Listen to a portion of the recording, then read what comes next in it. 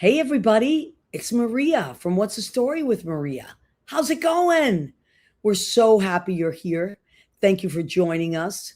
Tonight is Tuesday, August 11th. Is it the 11th? Yep. August 11th, 2026. We're in a really great part of summer, and we have three amazing people joining us tonight.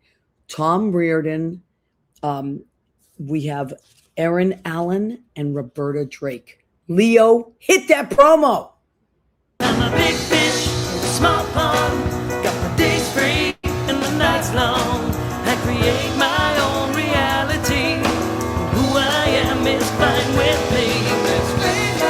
As famous as I wanna be. Welcome back. We're so glad you're here. We have a packed show tonight. A packed show. Three incredible creative people.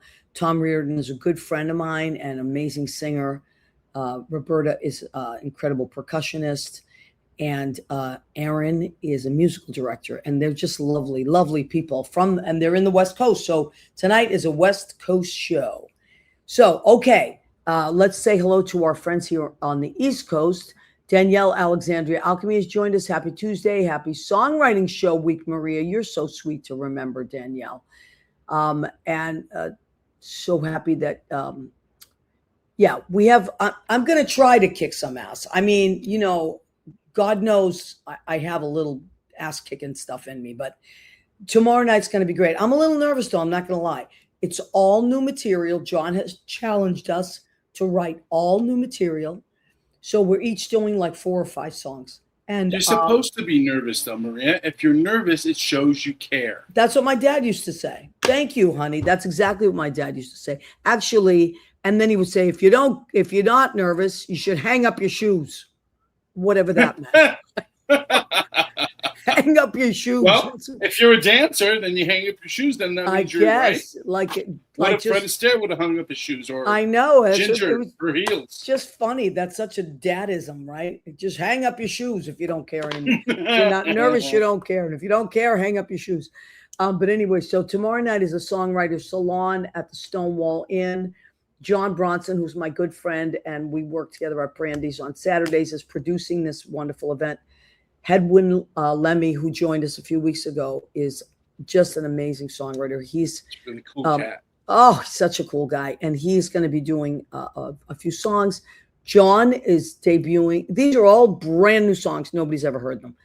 So it's going to be a great night. I have to tell you, I'm super honored to be part of it, because it's just like these guys are just the highest caliber of not just great musicians, but just the loveliest souls. So it's going to be great. It starts at 6, doors open at 5:30, starts at 6 Eastern. Get there. I'm the first one on because I have to work at the duplex afterwards at 8:30. So please come enjoy. It's only $10 ahead of time for tickets, $15 at the door. And I mean, really, what can you get for that? Nothing. What I understand is that when they put somebody out first, it's because they're going to get you going. They're going to start you off. So and Maria's the person to do it. So get your tickets. Well, all right, good. It's going to be fun. I'm looking forward to it. Really looking forward to it. Okay, so let's see who else we have. We have Lori Towers. Is that fair to do that to you? Like, is that one of your? Oh, I love this. That was the first of your recommendations, right? Yes, thank you, my friend. Yes, it's a reminder and recommendation. I do recommend that you come to the show. I think it's going to be wonderful. Even if you hate me, you'll love the other guys. Oh, who does? I know. I mean, I'm just saying that. I have to. If there's somebody that's out there that has that feeling, we're gonna have a little conversation. Okay, that's right. I'll send them to you, Leo. Okay, so Lori Towers has checked in. It wouldn't be Tuesday night without this wonderful place. Well, we agree because you and John, your handsome husband, please, Leo, tell everybody about Lori Towers and John Pietero and how talented these two are. And the dynamic duo of radio, of downtown radio scene. Yes, go ahead. On WFMU.org. If you guys have a Wednesday night free, join on the East Coast, 10 p.m., my coast, 7 p.m. That's all the guests tonight. You're going to go to WFMU.org, Sheena's Jungle Room, Beneath the Underground, for great rockin' music, for some great folk music, for some great politic talk, some great poetry, John's wonderful voice, and Lori's harassment of John. I love it. I love it. And they are just music historians. It's like what I love about their show is that even if you miss it when it's happening live, which I do because I work at that time, but you can listen to it it's archived. So often the next day or 2 days later, I'm listening to it while I'm cooking. It's just like such a great downtown vibe. And you get to hear some amazing, amazing music and commentary. So we love John and Lori. If you want to support, you can also, Lori's little website there is LoriTowers.net, Axie Oligarchy. If you want to get some Axie Oligarchy jewelry there, really, you can see my little tomahawk. It's like rock jewelry. Yeah. Indigenous people rise up during this heated time. Yep. Love it. Love it. Love it. Okay. Let me see who else we missed. Muse Stark, they're your friends from TikTok. So tell everybody about that great show that you turned us on to. Musical Theater Radio is on TikTok, something I discovered as I was going through my summer rehabilitation and scrolling. So Musical Theater Radio is on TikTok Monday through Friday, usually in the mornings from 9 a.m., that's East Coast, 6 a.m. this coast, till whenever the requests get done. And then Tuesday nights, they just probably ended their evening show. And it's all musical theater. I mean, from Showboat to Heathers to Next to Normal to the new stuff that's coming out, and then movies with music as well. We've been in a little bit of an Austin Powers kick lately. Dun, dun, dun, dun, so Bossa Nova. So that's on TikTok. We got Lori and John on WFMU.org. All these communities spreading positivity. Yeah, and that's what's going on. We need music now more than ever. I mean, there have been studies done that music actually changes your vibration, and it is so healing. And I am honored to be part of that community. And tonight we have 3 amazing musicians. I cannot wait. And so 3 great vibes going out into the world. Music is the meaning. And cabaret class starts in about 3 weeks as well for me here in Idlewild. So I start teaching that, the senior cabaret class and the children's music theater class, which we're going to celebrate Disney songs. So it's all music. Get the music flowing. Get it out there. Love we it. need it right now. I love it. There's also... Okay, so this is like a really fun thing happening this weekend. It's called Boy Toy Brunch, and it's at the Lori Beachman, which is on 42nd and 9th. Downstairs, there's a little theater. They actually have amazing food. I really like that theater, that room. I've been there a lot lately. There's a lot of great shows there. But this weekend, Chauncey turned me on to this, and it's Madonna's birthday. And so it's yes, it's like a tribute to Madonna. Our friend and Miss July, here she is. Emily's going to host it? Yes, Emily McNamara, one of my best friends ever, is hosting it, and nobody better than Emily. And then let me see. I wrote this down because I see Vegas is on there too. Vegas Valentine. Yes, Yay! Vegas Valentine. Rhiannon, Nora Shell, who's in Jellicle Ball, and Marty Thomas of many, many shows and cruise ships and all. Marty is like, holy moly, pipes for days. So this is going to be a really fun brunch. Doors open at 1. That way you can get there and order some food. The show starts at 2. And I haven't seen all the rest of them, but I do know Vegas is a great. We used to perform on the Spirit cruises together. Oh, I love Vegas Valentine. I love him. I met him through Anthony Fett and Anthony Fett's All-Star shows. He always does something amazing. So it's going to be a friend of our Bill Goffey's. Yes, it's going to be a great time. That's this Sunday. If you're looking for something fun to do, go and check that out. Okay. Did we miss anything, Leo? I think we covered everything, right? I think we've got that. I do have a little bit of some content if you would Yes, please. So we just finished our Maria's recommendations, and now we'll do a little bit of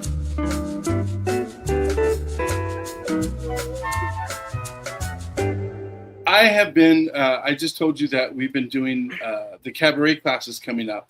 Yeah. And I do a 12-week workshop with senior citizens, 50 and up, so we can tell our stories up here and put them to music, inspired by our Sue Masaki and Mike Carolyn and you as well, for cabaret. And so I give them some material. And lately, I've been into Joseph Campbell and having him share his wisdom. So this is something that I'm going to share with them that I'll share with you guys. And it's about finding your sacred space. To have a sacred place. This is a term I like to use now as an absolute necessity for anybody today. You must have a room or a certain hour a day or so where you do not know what was in the newspapers that morning. You don't know who your friends are. You don't know what you owe to anybody. You don't know what anybody owes to you.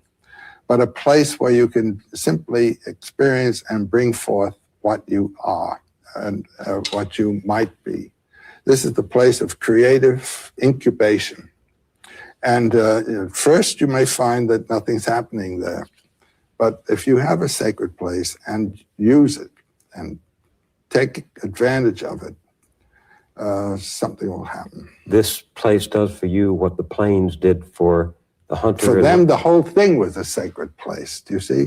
But most of our action is economically or socially determined and does not come out of our life. I don't know whether you've had the experience I've had, but as you get older, the claims of the environment upon you are so great that you hardly know where the hell you are. What is it you intended? You're always doing something that is required of you. This minute, that minute, another minute. Where is your bliss station, you know? Try to find it. Get a phonograph and put on the records, the music that you really love. Even if it's corny music that nobody else respects. I mean, the one that you like or the book you want to read. Get it done and have a place in which to do it. You get the thou feeling of life. These people had it for the whole world that they were living in. What does it mean to have a sacred place? Wow. Wow, I needed to hear that, actually. I really needed to hear that. Thank you, Leo. He's so important. Joseph Campbell, if you get a moment to go look at that whole series, I've been watching it over the past 2 years over again. I remember seeing it in college when we were discussing philosophy and such. Joseph Campbell can give you such great insight, and I use it as writing prompts for my cabaret group. When they're stuck on something, we take a look at Joseph Campbell and explore that wonderfulness.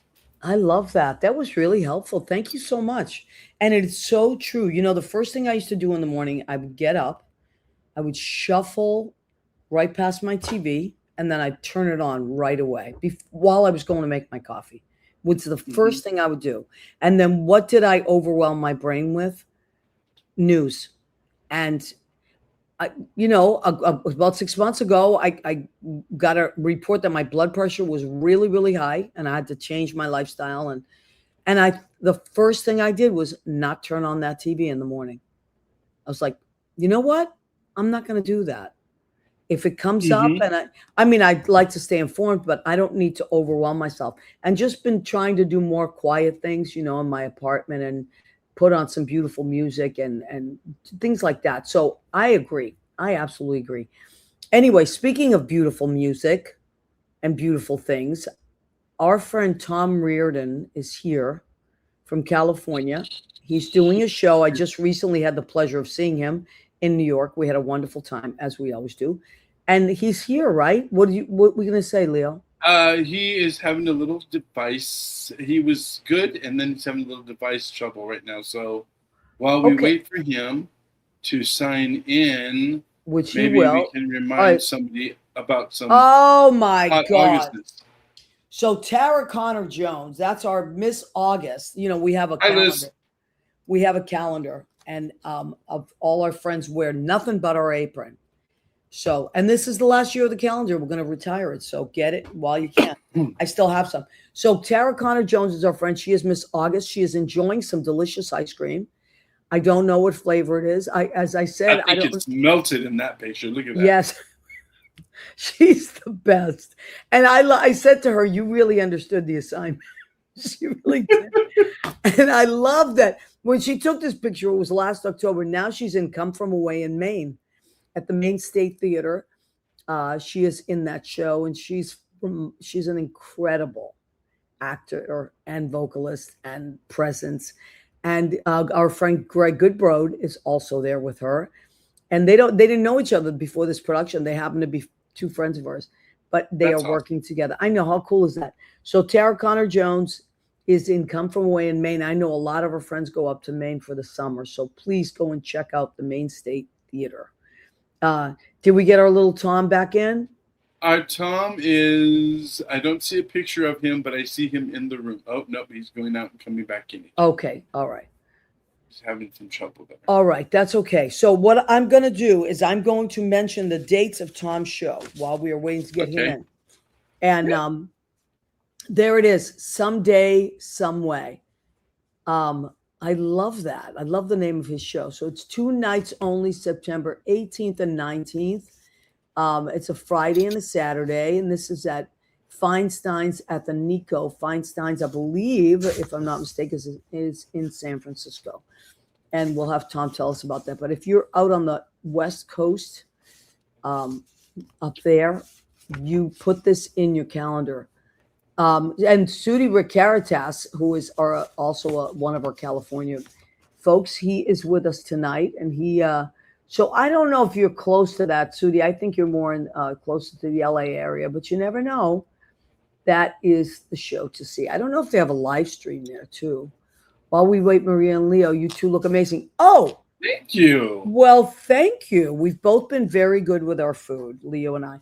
And Leo turned me on to some great supplements. Thank you, Leo. I really appreciate all the supplements. It's teamwork. Yes, it is. You got some good teamwork. Yeah. I want to say, well, I mean, I don't want to give it away, but Honorableness has just entered the building. Oh, okay. Well, shall we zoom in his honor? Yep, we should. Your honor, my honor. Let's. Wouldn't you like to be an honor too? Here we go. Hi, kids. Oh my God! Sorry about that. You guys went silent on me, so I decided to reboot, like you said, and that put me behind. Listen, first of all, may I say that you look extra handsome in that blue shirt with that blue background. Well, my house is, everything I own is blue. People will tell you. So my house is blue. My shirts are blue. I love blue. Thank you. Yeah, and your eyes are blue, Tom. Am I right? My eyes are blue. Yes. Yes. Yeah. Yes. Well, honey bunny, first of all, it's always so wonderful to see you. I had the pleasure. We got to hang out a few weeks ago. We did. It was really sweet, wasn't it? It was great. I always love it when you stop in. Tom stopped in at the Duplex on a Wednesday, and because you always get up and sing, and it's great. The room loves it. It's good for the room. It's good for me. It's just great. And then you came to see me at Brandy's, and the party continued. Right. You were mixing those red, white, and blue Cosmos. That's right. Which had slices of marshmallow in them. Listen, it was a 4th of July, and I like to make fruity drinks, and I like to be creative and things that also visually are appealing. And it was 4th of July, and I said, I'm going to make a red, white, and blue Cosmo. What am I going to find that's white? I bought a bag of marshmallows on the way, got some strawberries and blueberries, and boom, we had a red, white, and blue Cosmo. I think you enjoyed one as well. I did. Yes, not my usual go-to, but no. In the spirit of the holiday, of course. I love that. And then you got on a plane, right? I did. I got on a plane just hours later. I went back and packed and went to the airport. Yeah, but it was It was a fun last night there with all of you. It was as you remember, the crowd, because of the rain, terrible rain, set in after the fireworks. Right. And people went home after the fireworks because the rain was torrential, and then so it kept the crowd to kind of a select few there. So yeah, But it was very nice. I liked and it. John was playing that night. Who's doing the songwriting thing with you tomorrow night, right? Yeah, John Bronson. He's incredible. And what a lovely guy too. Oh my God. And he's always musically directing something unbelievable. He's going to be working at Yale this summer, teaching a bunch of workshops. So he's just always doing something incredible. He conducted Tina on Broadway. Right. Yes. Yeah. So he knows, and he and I were chatting about Sarah Bareilles a little bit. He has worked with Sarah, I guess, because he was talking about how lovely she is. And one of your other guests tonight knows Sarah pretty well. Oh my God. And she's just, and we know her well because she's from out here. She's from just north of Sacramento, and she does, in particular, it's one of the early rounds for the Jimmy Awards, the High School Musical Theater Awards. How cool! And it's the Sarah Bareilles Awards, and it's the Bay Area contest, and she couldn't be more gracious and kind and generous with her time with those kids. It's really incredible. She's a lovely. I agree, and she's actually my favorite songwriter of the 21st century. I agree. My very favorite. My favorite songwriter of the 20th century is Stevie Wonder. And I just feel like they're just amazing. And she was nice enough, this is maybe about 8 years ago, to be part of a great group that helped us with a benefit at Stonewall. And she very graciously, she was doing waitress at the time. Right. And she very graciously said, I'd love to help. I mean, and came in and played. I couldn't believe it. I have it. I recorded. I have her playing Gravity, which is probably my favorite song ever written. Oh, God. I know, Tom. Great minds thinking alike. Tom, I got to come out to that beautiful blue house of yours. You do. I've invited you. You and your I know. Come stay with me. I got the room. If you want, I'm doing it. That's it. I'm sold. You want to put up with 2 Labrador retrievers? Oh my God! My girlfriend has a black lab and a labradoodle. I got the black labs sitting next to me. The yellow ones someplace. Yeah, the black labs don't leave your side. They don't. They're like the lap dogs. That's the funny thing. Right. They think they're chihuahuas. Yes. Well, let's talk about your show, honey, and then we're going to we'll bring Eryn on as well, your musical director. Let's talk about your show. I know you did a show last year. What made you want to do another one? Well, every so often I think I've told you before, all my shows are completely different. Usually 24 new songs. They're all covers. I don't write anything myself, but and the genres are all over the place. Everything, any particular show might have Lady Gaga, Fleetwood Mac, Bob Dylan, and Rodgers and Hart in it. They're just, the music's all over the place. And so they're always new. It's always a new set list every time. So it takes me a while to but that creativity to come up with something new and to come up with that sort of cabaret banter in between the songs that give the evening that intimacy. So it just took me a while to sort of feel energized to do it again. And to Feinstein's had asked me this time last year at the end of the year to do one.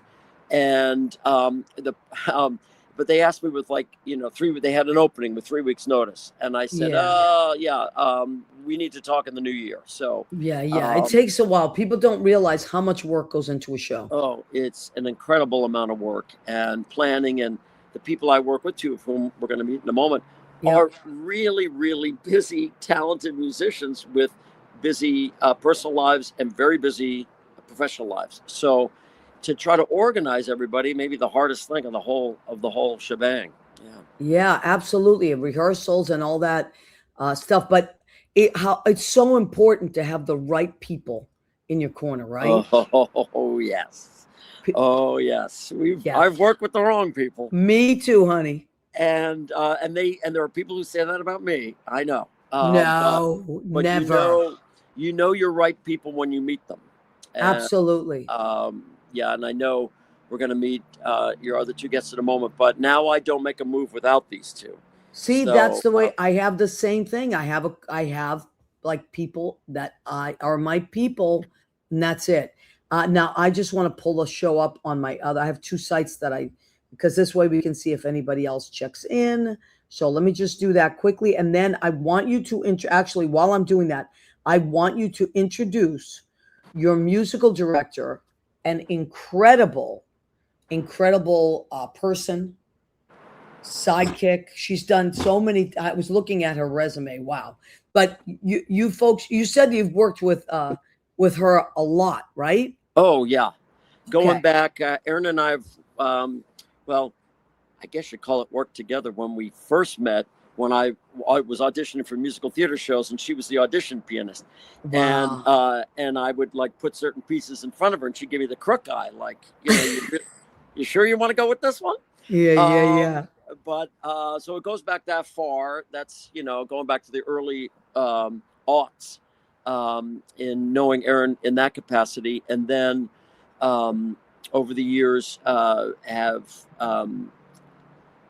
done shows with her, but then sort of locked her down as my go-to on these cabarets that I've been doing. I think this is my 15th or 16th solo show. Really? I actually hate the word solo, but it gives people the idea at least what I'm talking, because it's not solo. It's me and 6 or 7 other people, but it's that style of cabaret. Yeah. Right? So, but this is about my 15th, and this is I think the 12th now in a row that we've done at Feinstein's. Wow. Beautiful room, right? Yes. Great spot. And it's a great spot for, people really feel like they're, we're not fancy out here like you people are back there. So I don't know about that. I mean, New York is so gritty, but then you walk into a space and you feel like you're magical, transported, right? Yeah. So we don't have a lot of places like that, certainly anymore. And so places where people can kind of go, maybe put on a nice shirt and have a couple of nice cocktails and feel like they're in a kind of a sophisticated setting. And Feinstein is that way. And so we're very pleased to be back.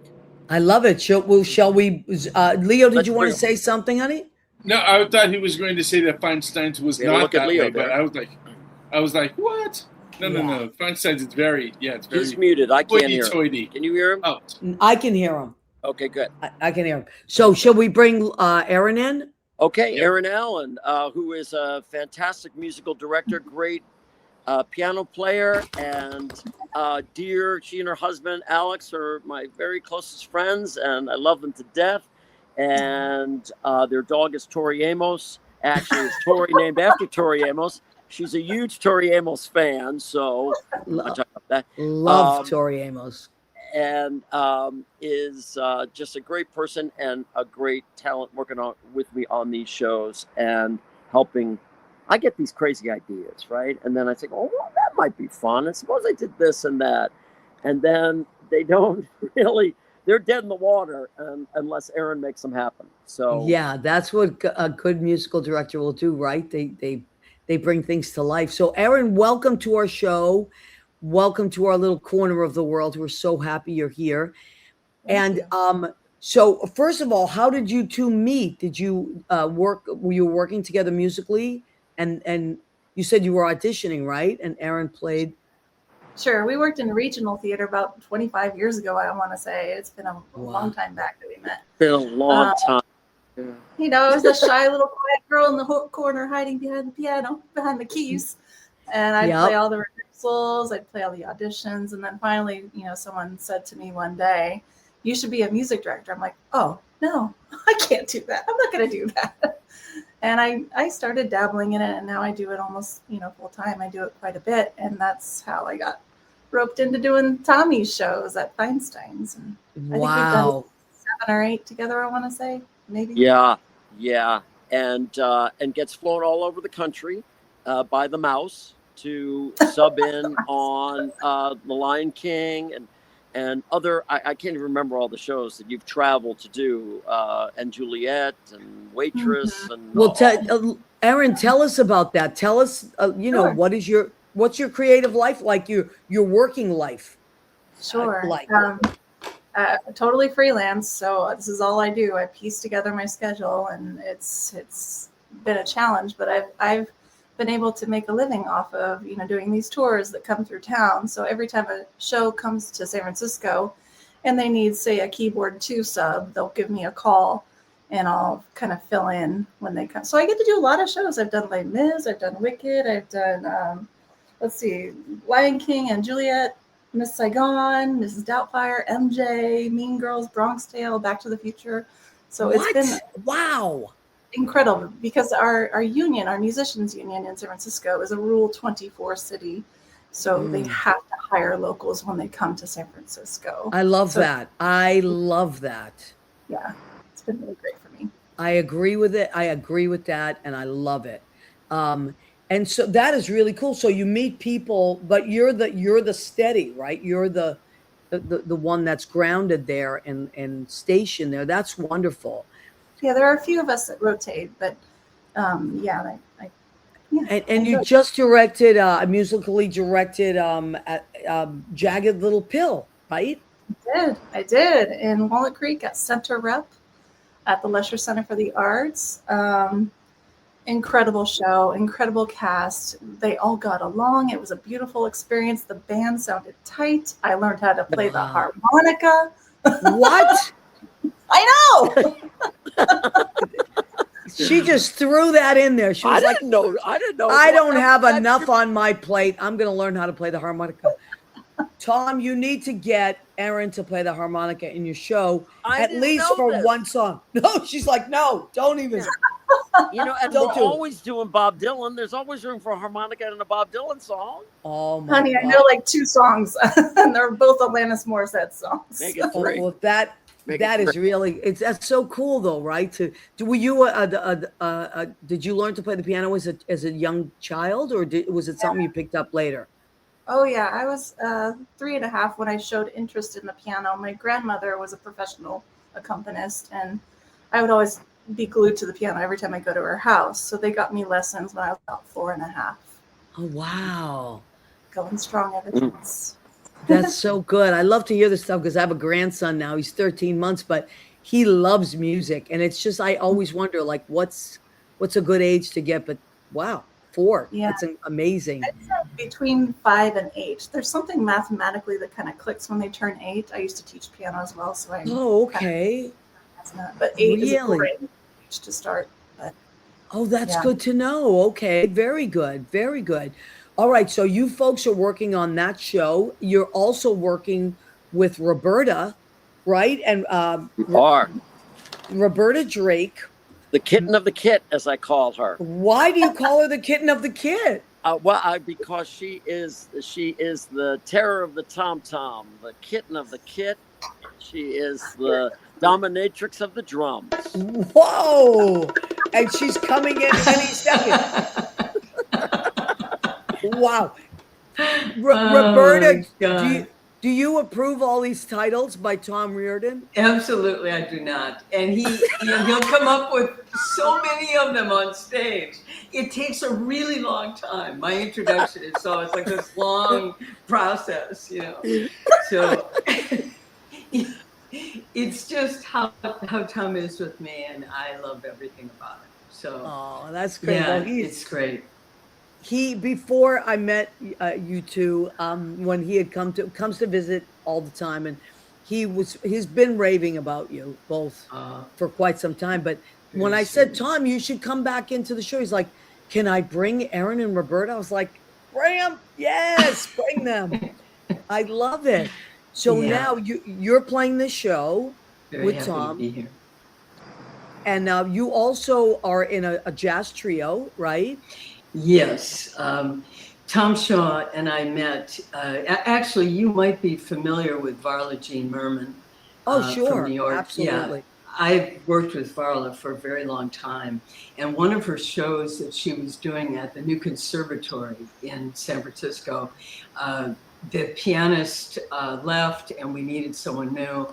And that's how Tom Shaw and I met many, many years ago. And it was just an instant connection, and the trio has been together since 2008. That's a long life for a band, I think.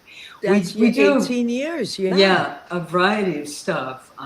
Cabaret shows like Tom's show, and oftentimes just events and play at parties and weddings and that kind of work too.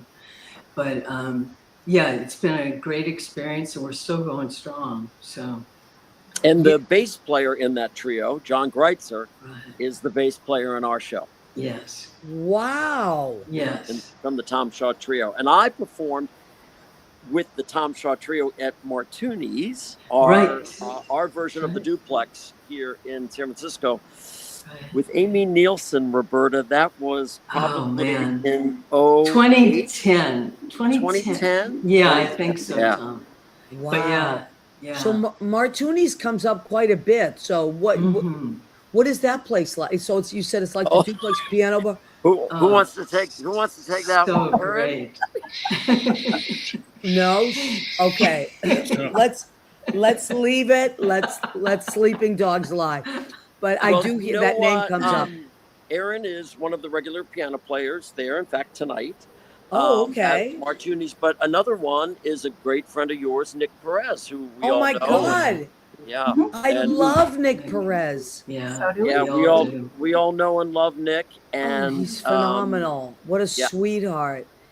And he is doing, as a matter of fact, he's on tour right now. He just left this week with Buena Vista Social Club. Right. He was conducting. He was subbing in as conductor. And the conductor there is on the stage. Right. Right. So how cool is that? He's a lovely human. He's a Since lovely we're talking about people that we know, can I go through a list of names? Yeah, just sure. Okay. Because these are people that I have performed with that I know that you all know. Kevin Harper, Jessica Coker, and I did James Aglehart. Love her. We did James Aglehart. We did Ain't Misbehaving together at Cal State Hayward. Jeanette Manor, Roberta. Christine Plowright is the only woman that can tell me what to do anywhere around Cal State Hayward. Just so you know. She's a very good friend of mine. Dominique Williams and I went there as well. She's a wonderful director. She has grown so much. These are just all people that we all know that are Jessica, Billy Clift, who was on our show a couple of weeks ago. Yes, Billy's wonderful. I was in the trio. Actually, was in one of his movies. Oh, really? Oh, wow. Yeah, that we did. He did a few years back. Was it Whatever Happened to Baby Jane? But it was his version of it. And trio was actually in that movie. I adore him. Oh, he's phenomenal. He's been on our show. What a great guy. That's great. Yeah, he is. Yes. And Roberta, you also know Deb Semblin, which is the sister of my very good friend Doug Semblin, who I ran youth camps with for many years. And also Sean, who has also been on this show, Sean Patrick Murtaugh. Sean Patrick Murtaugh, and then Sean Ryan, who I did. Sean Ryan as well. Yeah. I did. Was it Much Ado About Nothing in 1998 with? He was in high school at the time, and we were at the college. And then he has his camp as well that's been going on in San Francisco. So it's like a reunion of New York and all these people. I love this. This is so wonderful. So, Roberta, how long have you been? A little scrambled for me. So okay. There we go. I think you guys are back. It was a little scrambled. Okay. Sorry, I missed a piece of that. All right. So, Roberta, I wanted to ask you, how long have you been playing now? Playing drums? Yeah. I was kind of raised on the piano, but when I got to high school, I wanted to be in a band, and they didn't need a piano player. They needed a drummer. So I had this band practicing in my parents' basement at the time, and I went downstairs and I could play. I mean, I could just play right away. I don't know what that was, but I thought I can do this. So I joined this band, and it was an all-female band through high school, and then I was just sold on drums. And from that point forward, that's all I wanted to do. You know, I moved out here from the Midwest, so there was a period of time where I had a lot of other things going on and I wasn't really playing much. But when I got reintroduced back into music, it was musical theater that I was really interested in doing. Because, I've just played in the Bay Area, and I've done maybe about 160 shows now. That was over a couple of decades. But that was the draw. I took lessons, so I got better at reading charts and all of that. I studied with someone here for about 5 years, and that just launched that world for me. And I love musical theater, the connection with people. Well, look at all the people we're mentioning tonight, Mm-hmm. and you know them forever. I mean, it never ends. I agree. I couldn't agree more. I have friends, it's almost 40 years that because we did a show together, or because we worked in dinner theater, or because we taught together, and you stay friends. That's all there is to it. Yeah. There's this heart connection that happens with music. And that just never ends. And my musical director was also one of my best friends. She was just on, Lynn Portis. We met doing a show in 1991. And that's how long we've been friends. And we've been doing music together since like 95. So, that's the thing. You're connected. I feel like it's divine intervention. And it's like the greatest gift. Yeah, I agree. I totally agree. Eryn was in an all-girl band too. Yeah, that's right. That's right. You were. Exception for me. What's the name of the band? I'm close enough. Singer-songwriter Valerie Orth, who since then has moved to the East Coast. But I was in my 20s. I just wanted to go on tour with a rock band. I wanted to play background keyboards in a rock band and just go on the road. So I set my sight on that little goal, and I joined an all-female rock band. I love that. And did the thing. It was a good time. How cool is that? And Tom tells me that you're friends with my favorite songwriter of the 21st century, Sarah Bareilles. Oh yeah, my BFF, my Facebook. I saw the picture. She's the greatest that ever was. I just love her to death. So she's talented. so humble. Yeah. So humble and giving. And I saw Waitress, just beautiful, beautiful musical, one of my favorites. Mm-hmm. And she was nice enough to do a benefit at Stonewall a few years ago, and very giving and lovely. You know who else showed up? Just happened to show up because they're friends, is Taylor Swift. Just, can you imagine? Taylor Swift and Sarah Bareilles at the Stonewall Inn, which is this little place, so really cool. Wow. Okay, we're going to take a moment. I just want to acknowledge some of the people that have popped on. Ed Kutu, that's how we met. Speaking of which, we met in high school. Ed Kutu and I have been friends since high school.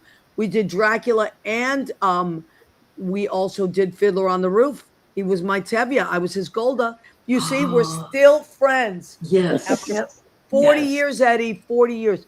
And so Lynn checked in, Rick Sudi Caritas. And I want to do the food section of our show, if that's okay. And it's called Go Ahead, Keep Eating. So in order, that's what Italians always say. Go ahead, keep eating. It's also a line from Raging Bull. Right. You've ever seen the movie where somebody is, it's Robert De Niro is standing in front of the television set, and Joe Pesci says, "Man, you put on some weight. Come on, keep eating. Go ahead, keep eating." So my family and I have been saying that to each other forever. Go ahead, put on a little weight. Go ahead, keep eating. So, what did I make tonight? So it is summertime. I am originally from Massachusetts, and we have clam bakes and all kinds of seafood. And so what I did was I kind of like fused it. I took little baby scallops, Ipswich scallops. And so I have to read what I put in here because I'm kind of like a kitchen sink cook. I throw everything in there. And I also do what my mother always did. She looks in the refrigerator and says, "What do we have? And what am I going to make with it?" It's like the original Chopped, really, the Italian ladies. So scallops with truffle oil, sherry, lemon, cilantro, ginger, and garlic over brown rice. And I threw in some corn because the clam bakes, there's always a nice ear of corn. So I threw that in as well. This is a nice summer. Go ahead, keep eating. in a plate. All right. We always have a delicious salad.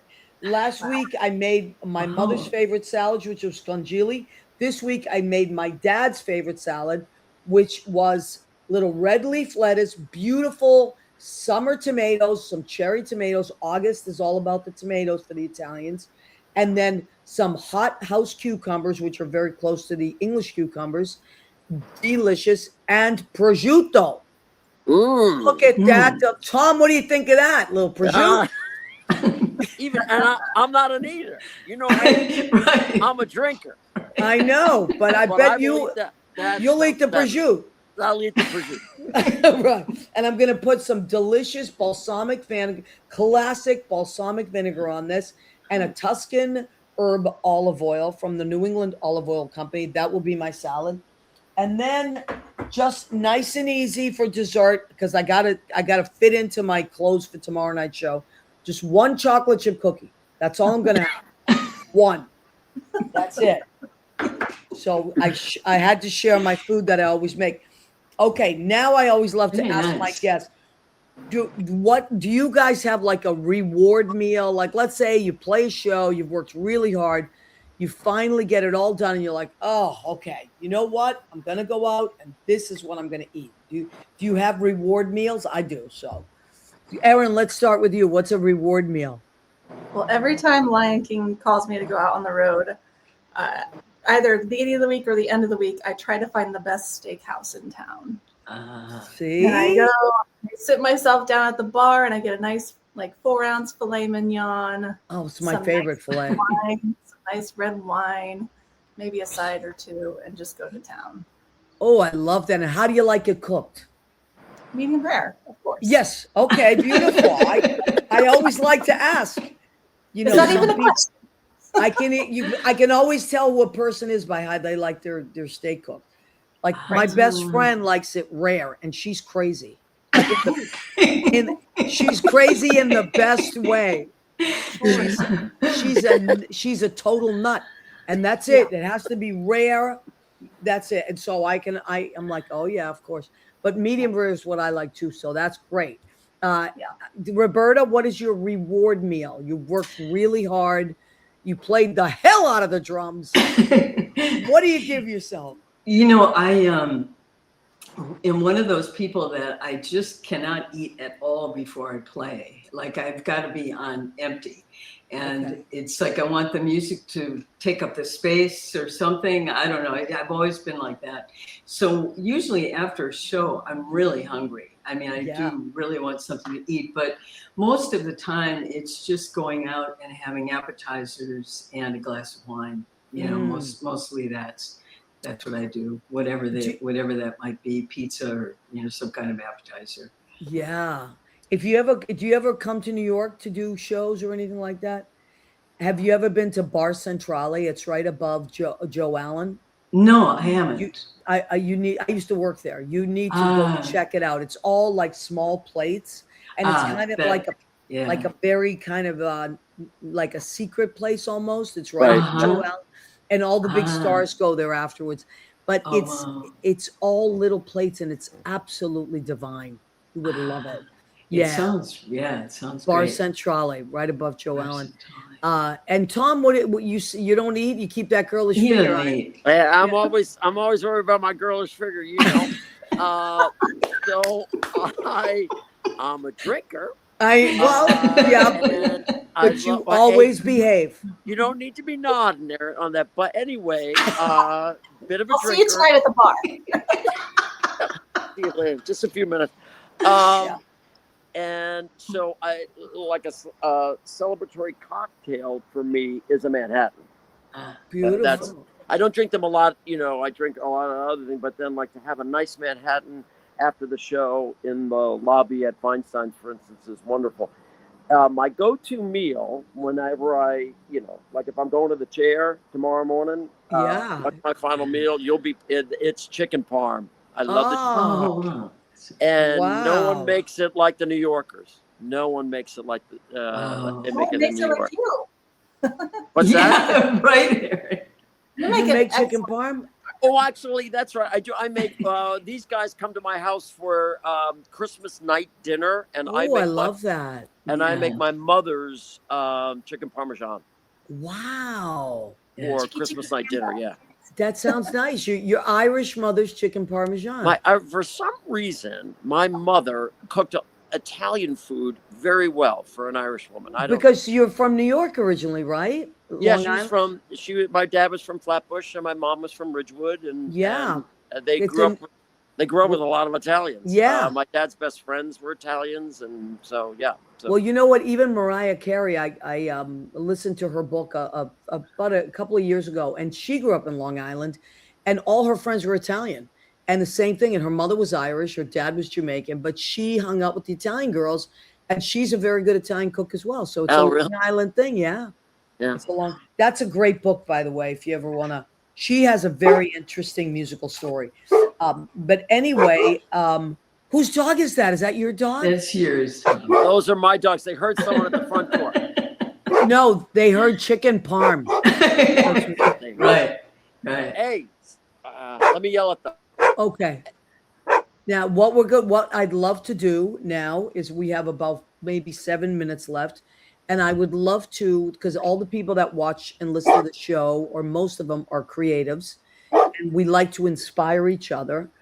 And so, on not like the easy days are when we're all inspired, we're all hanging out, we're having a great time. But how about those days where you can't find a moment to yourself, or you need to write a piece, or you need to write some charts, or you need to come up with something, or you have to, you're under the gun. What do you do to focus? What is something, let's start with Roberta. What is something that helps you focus and just kind of zero it in and say, okay, I got to shut the noise off. This is what I'm going to do. It's pretty much how I start every day. I, have coffee and I go out for a walk. I do a 5-mile walk every single day. Every single morning, that's how I start my day. And wow, it grounds me. It centers me. I don't bring a phone. I don't bring anything along. It's just nature and me. And that is the best way to clear my head. And it keeps me from, getting caught up in anxiety or getting caught up in worry or whatever. I just feel really connected to everything in nature. And when I come back, I'm very calm and I'm ready to work or do whatever I need to do for the day. That's phenomenal. That's amazing. Yeah. Wow. Now, how do we follow that, you guys? I mean, that's like 5 miles. I feel like an underachiever. Wow. Well, as you get older, you really do need to be doing something every day. Yeah, I agree. It's just like part of it, Yep, I agree. You have to stay busy. Eryn, how about you? When you have to get something done and you have to focus. I don't think I can pinpoint one precise thing. I think it's just like an overall set myself up for success kind of feeling that I've learned to do in my 40s now. In your 30s and 20s, you're just kind of like flying by the seat of your pants, and you don't think to make time for yourself in between things, or just say yes to every gig, and that you just got to pay the bill. Right. The fact that I have this room in our house, this beautiful house and beautiful room, and I can come to my music room and shut the door and lock the dog out. It's great. I can put on my headphones, work on my keyboard. I have my grandmother's Steinway piano here, She has a room in her house where she finds her bliss. That's right. Absolutely. I love that. And I find that that's very helpful. And your room is great. It has amazing energy there. That's wonderful. Thank you. And Tom, sir, how about you? What do you do? Oh boy, my life is so frenetic. I have this crazy job during the day that is so kind of distracting and in many ways dehumanizing for all of us involved. So I have to do something to leave that behind. My dogs were great, great accessory there for me. We get out on the trails and in the park, and I just get away and just flush it all out. And I've developed a pretty good ability to leave it behind me, and so, which is great. Otherwise, I'd be crazy. So, but how do I get into the creative mode? You know, it's funny. People are, given how much I like music and like singing, and people are amazed by time. I never play music at my house. Almost never. It's really weird. Where I love listening to music and it's very creative for me, and is in the car. And I think because I just sing along as loud as I want, driving down that freeway, crazier than a loon, and I just get and I have my iTunes, and I just click through, and I'm always getting ideas, and I get all these crazy ideas that Eryn and Roberta have to put up with, actually, usually in the car, and I just love listening to music in the car. And maybe it's because you hate driving, right? So you got to do something to make that pleasurable. And I get all my great ideas in the car. So Eryn and Roberta need to have my license taken away. Yeah. So that's where all that comes from. Yes. Right. Call up the DMV, tell them I had a stroke or something.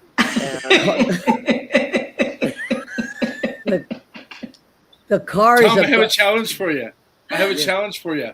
Throw in a couple of karaoke tracks in your playlist. I've thrown a couple of mine, and if they come on, we can't hear Leo. You can. We can't. Oh, you can't hear me?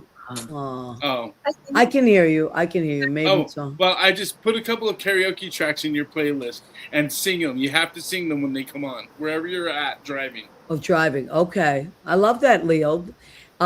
So for me, it's cooking. I like, if I have, my brain is everywhere. I feel like my brain is frazzled a lot of the time because I have a lot of different jobs. And for me, the best way to center myself is just to cook like a big to do. And it just feels, and I play music as I'm going, or I listen to podcasts, or I will record things that I need to work on my phone. And then as I'm cooking, I play them. And it just helps me. It makes me feel human. Because I have a hard time just sitting there and trying to focus. It's not going to happen. Yeah. Look, I love the car. Car's great. Yeah. But, well, I want to thank everybody for taking the time out of your busy days and zooming in and filling the space with such great energy. The show, let's remind everybody. Tom, why don't you tell everybody when your show is again? September 18th and 19th, though the 19th is sold out, 8 p.m. at Feinstein's at the Nico Hotel in downtown San Francisco. Okay, so the Saturday night show is sold out, but the Friday night show still has seats. You're going to get Eryn as your musical director. Eryn Allen is going to be your amazing musical director. And Roberta Drake is going to be, as Tom would call her, what are all the things you call her? Oh, here we go. The dominatrix of the drums, the heroine of the hi-hat, the kitten of the kit, and once... That's it. It was the succubus of the cymbals. Oh my God! Wow! Yes. Wow! It was a family show, and I can't repeat that. If you're listening to this podcast and not watching it, if you're listening, you want to go to www.feinsteinssf.com. Thank you so much for having us. STINSSF.com, and you'll be able to find the TM-event Tom-Rearden. Rearden is Reardon, a nice Irish boy from Long Island. Yes. And my friend, ladies, I can't thank you enough for taking the time. What a joy to meet you. And an open invitation to come back whenever you would like, if you're working on something. And if you ever come to New York, please let me know and we can all meet up, okay? All right. I work at some really fun clubs. That would be great. And you're going to come stay with me and cook a meal for us. I would love to do that. You don't understand. That's like, I would love that. You got to cook a meal. Yeah, no, I'll do it. I'll cook many meals. I would love that. And cook the martinis. Gotta bring her to martinis, Tom. Yes. I'm there. I'm there. Tom, you're tempting me now. Okay. Martuni sealed the deal. That's it.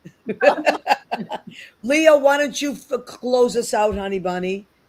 Say something that makes everybody feel warm and fuzzy inside. Every Tuesday night, you have home to come to. Come to see Maria every Tuesday night. And if you miss her and want to see her live, go see her at Stonewall on Mondays and the Duplex on Wednesdays, and